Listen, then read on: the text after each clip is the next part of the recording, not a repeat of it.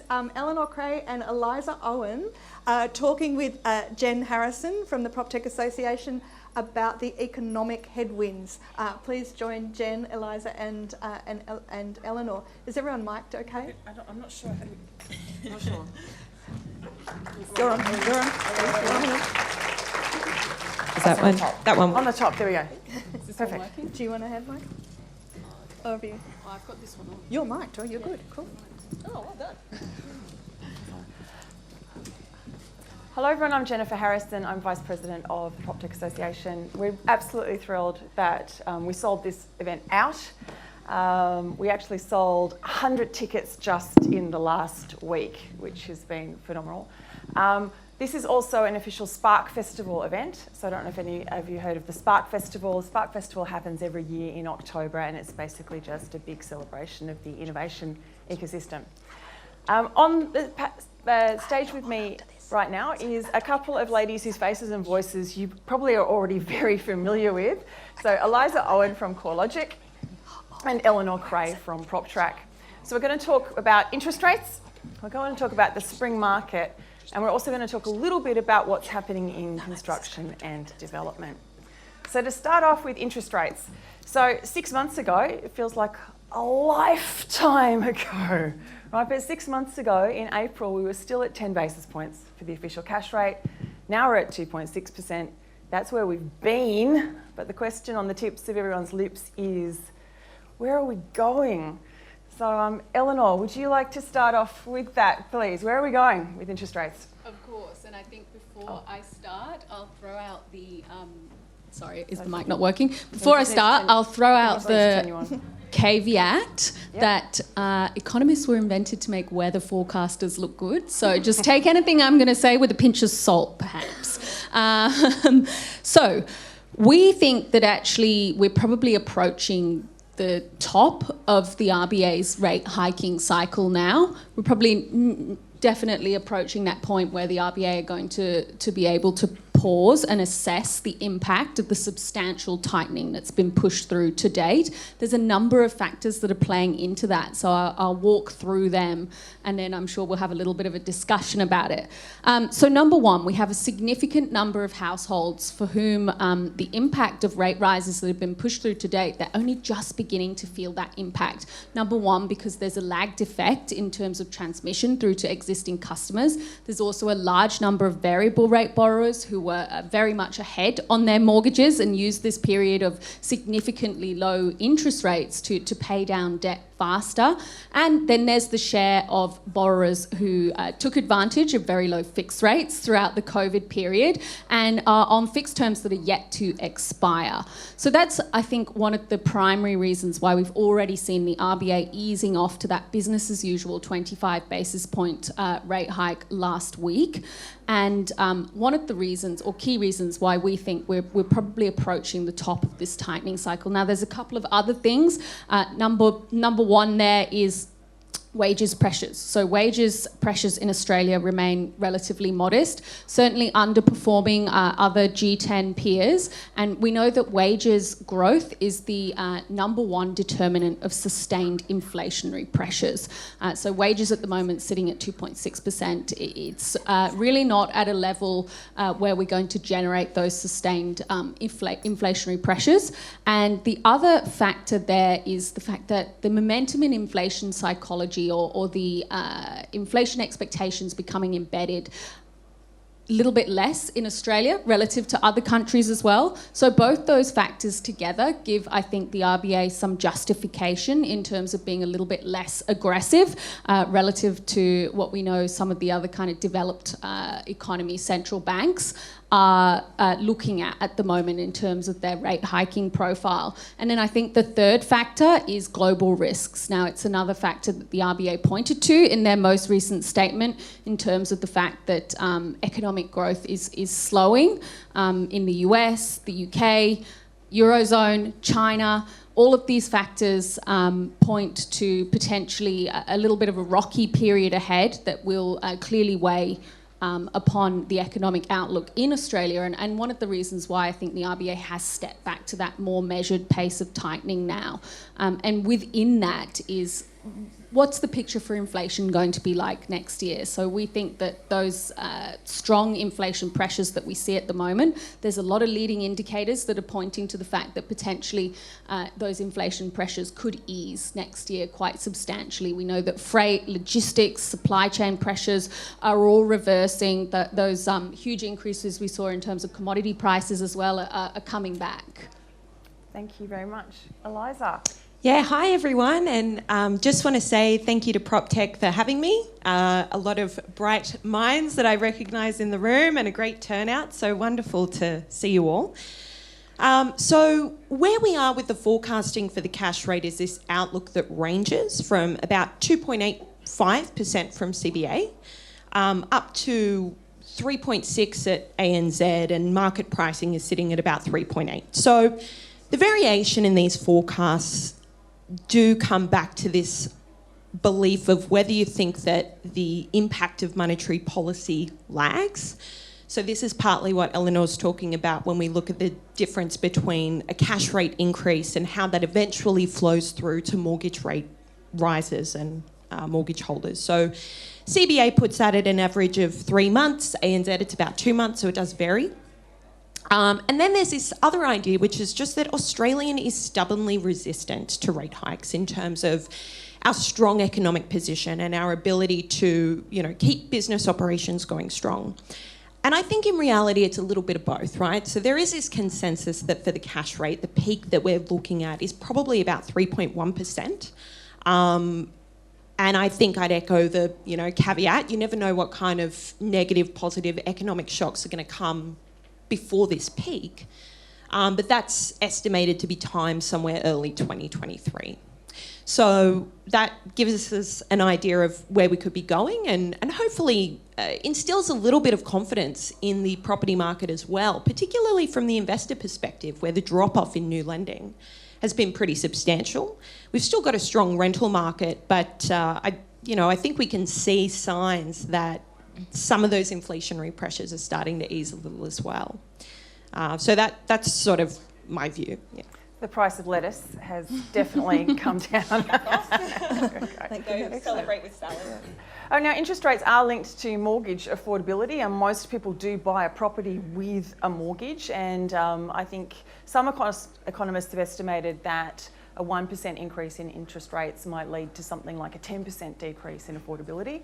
We've seen house prices come down pretty much across the board, across the whole country. And we've just started the spring market, which is traditionally a boom time for selling residential property. What are you seeing in terms of the metrics out there? How's the spring market looking? And what might this mean, for Christmas, New Year and going into 2023? ELIZA, do you want to start off with that? Yeah, sure. So I think one of the key things that's become really interesting in our data at the moment is that we've been in one of the strongest housing market downturns that we've seen historically, off the back of extremities in the cash rate. But over the month of September, that started to slow down a little. So the monthly pace of decline slowed, auction clearance rates trended higher. And part of me thinks that this is actually linked to the unique spring selling season that's playing out at the moment.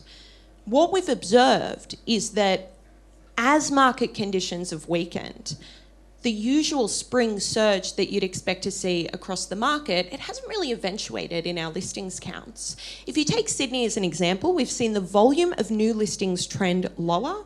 Over the past 4 weeks, about 5,300 new listings added to the Sydney market. But if you compare that with the previous decade average, you'd be looking more at over 7,000 new listings. And to be honest, I haven't seen a spring selling season like it. Usually those volumes would have been trending up weeks ago. That hasn't happened. And I think it's the power of vendors to just not sell as prices are falling. And that comes back to some of the strengths in serviceability, people being well ahead on their mortgage repayments, offset accounts being higher, income growth being quite strong. So substantial home equity. Yeah, it's liquidity buffers. It's an extraordinary set of circumstances that we haven't really observed in the data before. It's starting to shift a little bit now, but it is quite a powerful position for sellers to be in, and I think that's contributed to a lacklustre start to the spring selling season. Thank you. Eleanor? Yeah, I mean, we're also seeing that spring's been off to a bit of a slow start, certainly.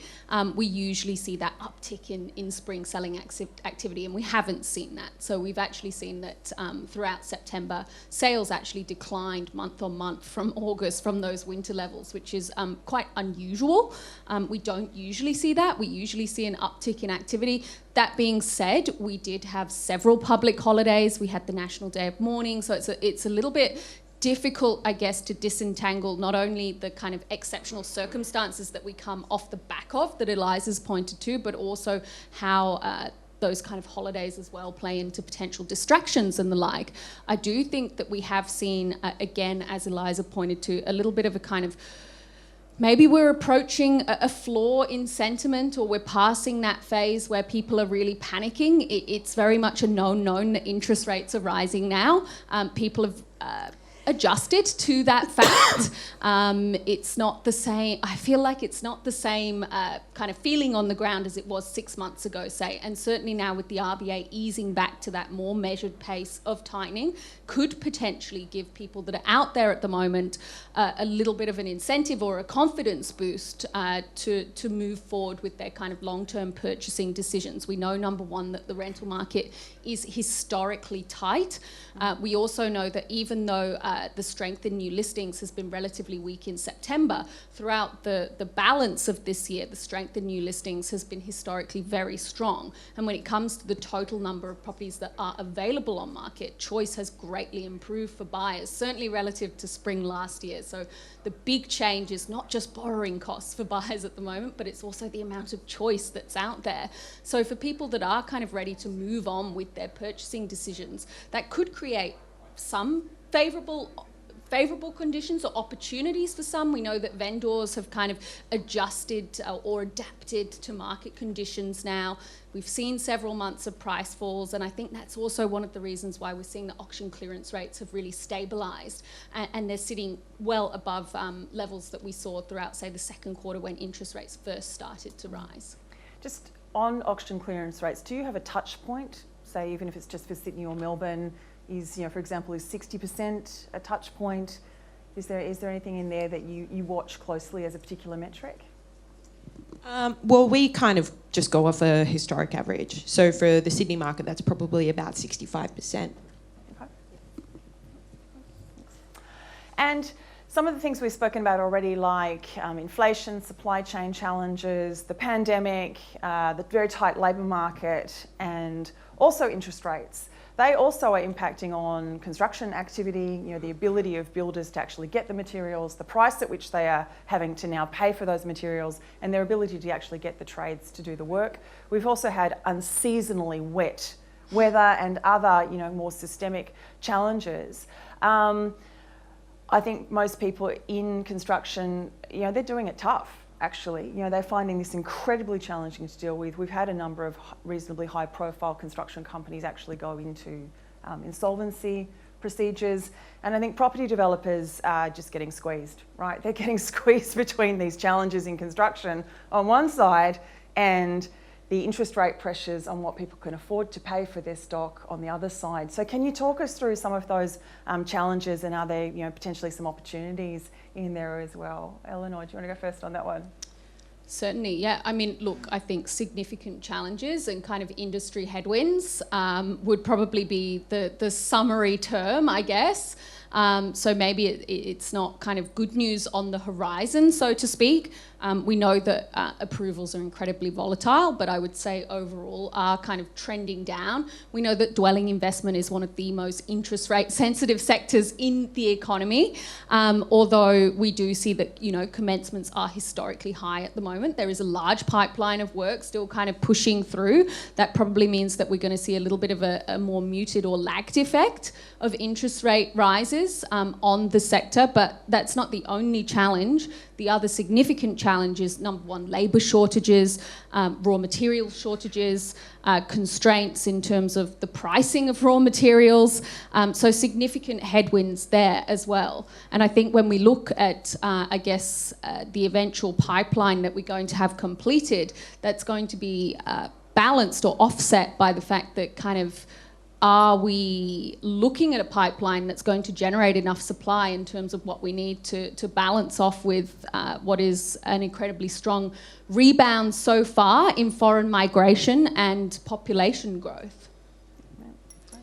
Yeah, I probably take a slightly more optimistic view on the nature of the construction industry at the moment, just because if you look at some of the data points, they're showing signs of that big home builder surge making it through to completion. So part of the challenge for the construction sector that we saw a bit earlier on was the fact that home builder increased demand, created this extraordinary surge in approvals. So that was happening on the demand side. On the supply side, you had, even at the June quarter, steel inputs for building construction were about 60% above their COVID levels. Timber sitting about, I think it was about 30% higher. But that approval to commencement stage hit exactly as you had COVID restrictions around the labour force. So all of a sudden, the amount of people employed in building construction fell from about 380,000 to, 360 to 280. It has ticked back up. There's a big surge in the under construction, and as of the March quarter, completions were finally showing that uptick in home builder. So some of the headwinds easing in the construction sector. That's going to be good for us in property because it means some of the inflationary pressure is coming off, because remember that new building construction cost is a component of CPI. You've also got, as those completions happen, people who were presumably renting while they're waiting for their new homes to be completed, moving into new homes as well. So I'd imagine that through 2022, that's where we're seeing the completion of home builder, a little bit more normalisation in the construction sector. And longer term, I mean, that additional supply could be a bit of a headwind for property prices, rental prices, if you've got more supply easing that. So, I think it depends on whether you consider more or less construction to be a headwind or a tailwind, and like what kind of the side of the market you sit on. But I think at least for the construction sector, I would say hopefully the worst is over. And on the rental side of things, I think that'll contribute to a little bit of an easing as well. Great. Great. Do we want to wrap up or take questions? Yeah, Well, thank you very much. I mean, those were the three things we wanted to talk to you. Thank you very much for unpacking that and helping us understand. Thank you for having me. We're delighted that both CoreLogic and Proptrack are corporate members of the Proptech Association Australia, and we're really pleased to have your support of the Proptech community. Thank you very much. Thank ELIZA, you. and Thank you. ELEANOR. Thanks for having me.